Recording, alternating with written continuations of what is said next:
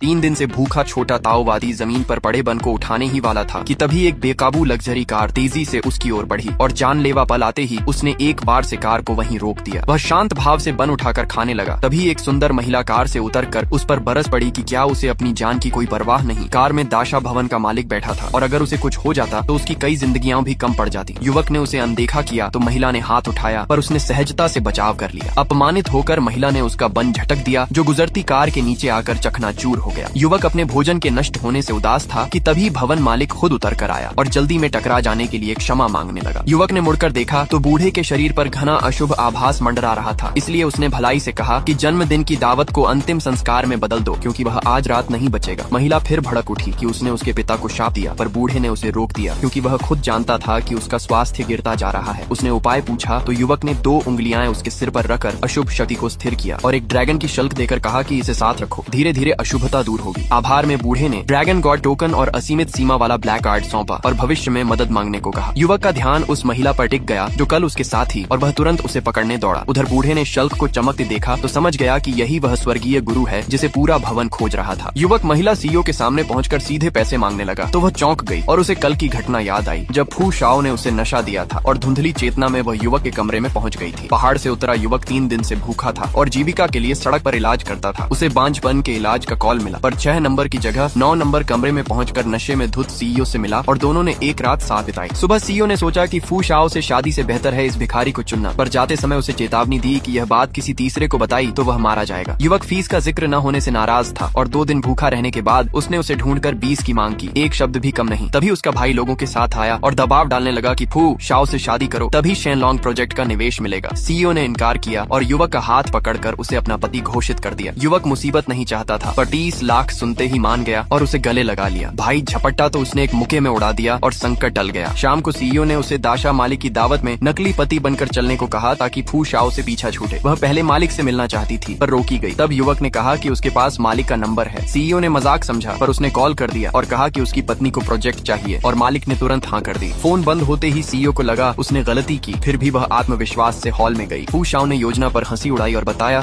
कि चाचा ने शेयर ट्रांसफर में बदलाव कर दिया है। फेंक समूह बचाने के लिए उसने घुटनों पर बैठने की बात कही पर युवक ने रोक दिया और कहा, बूढ़ा इतना मुश्किल नहीं। लोग चिल्लाए कि मालिक को बूढ़ा कहने की हिम्मत कैसे हुई।